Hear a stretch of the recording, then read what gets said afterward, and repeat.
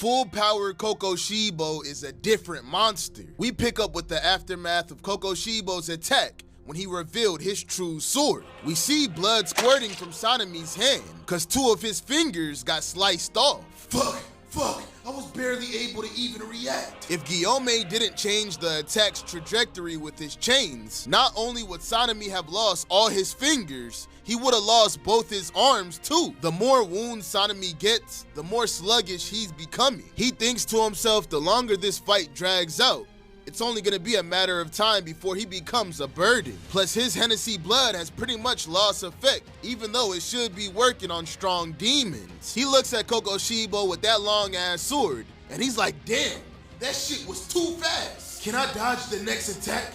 Can I slice that sword into pieces? The Uyabashiki fam is watching this all go down through the crows, and one of them says, should we send more pillars to help against Upper Moon 1? Giyu and Tanjiro are right around the corner, they can both go there. But Kirya, the new leader, says no. Giyu and Tanjiro will keep heading towards Muzan, cause bro truly believes that Genya, Muichiro, Sanemi, and Gyomei will defeat Upper Moon 1. Back on the battlefield, Kokushibo with his big ass sword activates his 7th form. Sanemi and Gyomei are shook preparing for it, rightfully so, because Misfortune Mirror Lunar Shine covers the whole battlefield. Gyomei's like, damn, from that distance, that's more than twice his usual attack range. And his speed, oh my gosh, this isn't good. Kokushibo continues attacking with his 8th form, which is this big ass slice. And Sanemi was unable to dodge it. His ankle got sliced up. He thinks to himself, I can't aim for the head.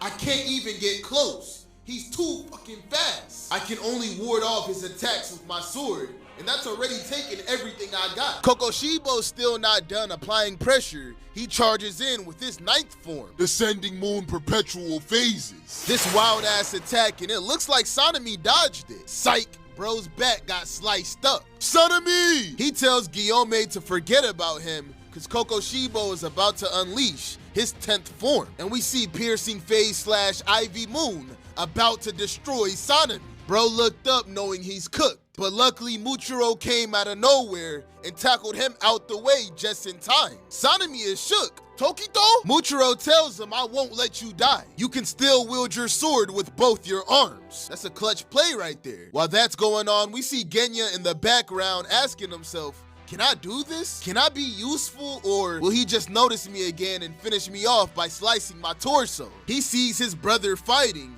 and he doesn't want to let him die. He can't afford to screw up now. But not only his brother, Gyomei and Muichiro too. He's nervous as shit and continues doubting himself. If I was only stronger, if I was only a pillar. The more he wants to save them, the more his body freezes up. He's scared of being useless, scared of being unable to protect his friends. Why am I so weak?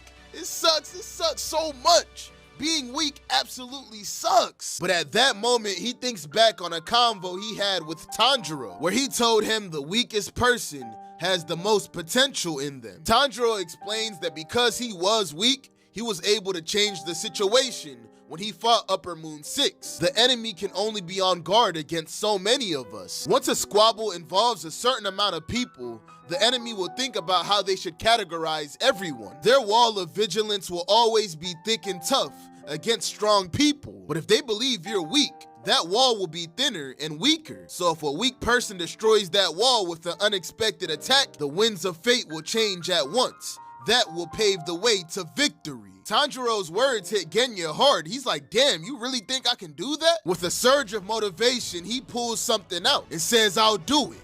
I'll do it.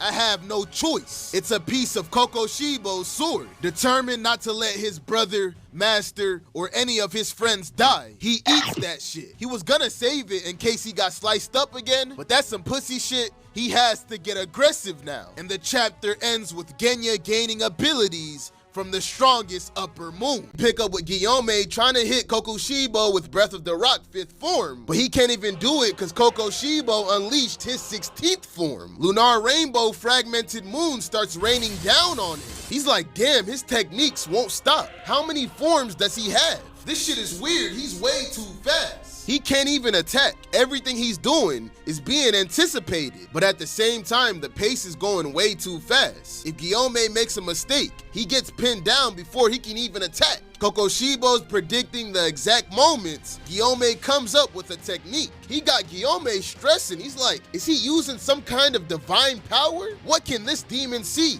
What is he seeing? As we know, he's talking about the transparent world. Even though he doesn't know what Kokushibo is seeing, he tells himself to lock in and refine his senses. Demons are transfigurations of the human form. Anything a demon can do, a human can do as well. Breaths make humans as strong as literal demons. These eyes which cannot see can see one's true nature. I will never be misled. I'll observe him to the best of my abilities. After that pep talk, he charges in with his senses refined, and he unlocks the transparent world. He's like, what the hell is this? I can perceive his pulse. I actually have a clear image. Could this be? Could this really be? Bro just got an insane power up. We also see Muichiro, who's trying to get inside Kokushibo's attack range. He's trying to stop Kokushibo's movements just for a short moment, thinking if he can slow down his attacks for even a second, Gyomei or Sanemi can cut this guy's head off. He fully believes that. Bro lost his arm and the bleeding is getting worse, so he doesn't have much time. So he tells himself he has to hurry up while he can still be of use, and he charges in. Gyomei sees that and calls out to Shinazugawa, and the two of them change their plan and dash towards Kokushibo. Muichiro is shook, saying they're adjusting to my plan. Kokushibo's like,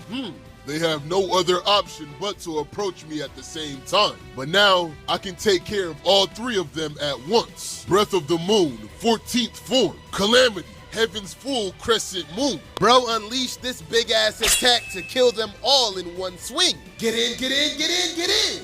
Push through into his attack range. Sanemi's like, go under his attack. The spaces where his attacks overlap. Gyomei, on the other hand, swings his chain. Then we see this ball on Kokushibo's hand. He looks down like, what the hell? The chain ball man's Juzu bead? Did he throw that the moment he swung his chain? How did that slip through my sight? Sanemi took that moment to hit him with Dust Whirlwind Slice, but Kokushibo dodged it, falling right into Gyomei's wrecking ball, tearing through the left side of his body. Again, I see now. This man has... But before he can finish that thought, he gets stabbed in the gut. Muichiro finally got in his attack range, slicing him, only losing his left leg in the process. Kokushibo is shook. His carotid wasn't severed? This wounded child barely managed to dodge my attacks. Even if they were slowed down by the Juzu bead, that doesn't mean. Could it be that his eyes are actually seeing the same world I'm seeing? Muichiro unlocked the transparent world too. It must also be true for this man. He's aware of it. He only began seeing this world in the middle of our fight. And then to top it off, this man took my eyes into account. He's manipulating his own blood flow and disturbing my attacks. Gyomei's already getting smart with it. Kokushibo says a whole bunch of unpredictable shit just happened, but none of their swords reach my neck though. As for their plans and distractions, once I understand them, they'll lose all purpose. And he gets ready to unleash Breath of the Moon, 16th form. Muichiro sees that and he's like, don't let go, don't let go, even if I get diced up into pieces. But in the distance, we see Genya posted up. Muichiro tells him to blast it, don't mind me anymore. In this demon form, he has Kokushibo's eyes, his mark, even the eyes on the Glockiana. We get a little flashback of Muichiro telling him, if I can stop Upper Moon 1's movements, you can shoot the both of us down. Don't you dare hesitate. Genya tells him, I know. Boom! And he blasts that shit. Kokushibo's like, what? And he tries to slice the bullets, but it's too late. The bullet spread was impeccable, hitting different parts of his body.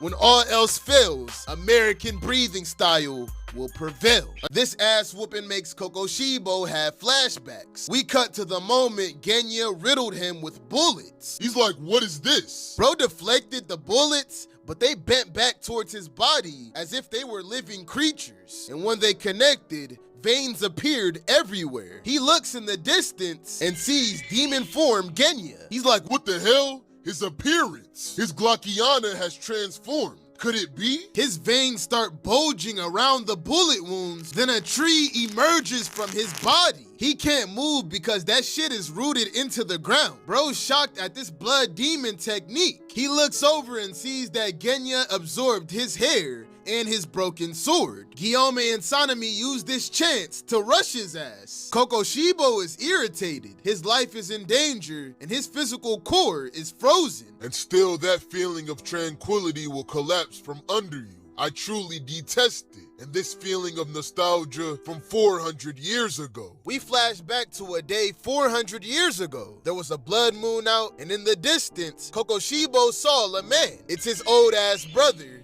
Yoriichi. Bro shook. His younger twin brother stands before him, decrepit and old. The last time they saw each other was 60 years ago. So Yoriichi had to be over 80 years old now. Impossible. How are you alive? Everyone should be dead.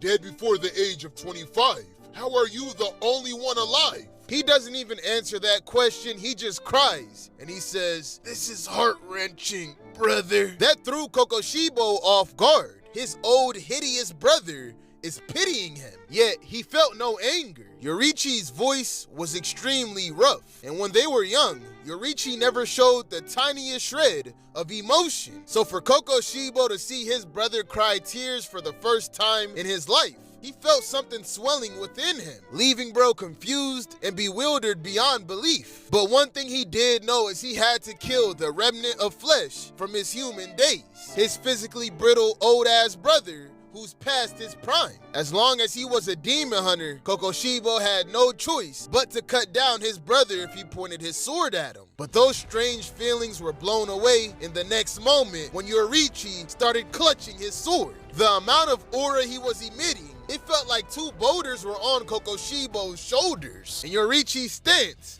was still impeccable. "Here I come." In an instant, Yoriichi sliced his brother's neck. Kokushibo ain't even see him coming. Then he hit this cool-ass pose after two?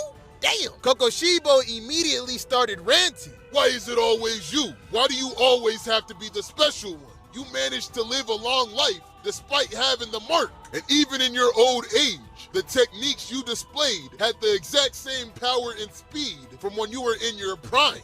I'm telling y'all, bro's the best representation of the strongest in anime. Memories started rushing back vividly from Kokushibo's resentful days 60 years ago, where envy seared through his bones. To Kokushibo, his brother was the only exception to the laws of this world, believing he lived his life with the favor of the gods on his side. Those memories are making him crash out, and he hates his brother and wants to kill him. But he already knows that his head is gonna be chopped off with Yoriichi's next blow. He's 100% sure of it. He knows what his brother did to Muzan, so he knows he's cooked. Irritation and defeat twisted through every organ in his body. But luckily for him, that next attack never came, cause Yoriichi died a natural death from old age.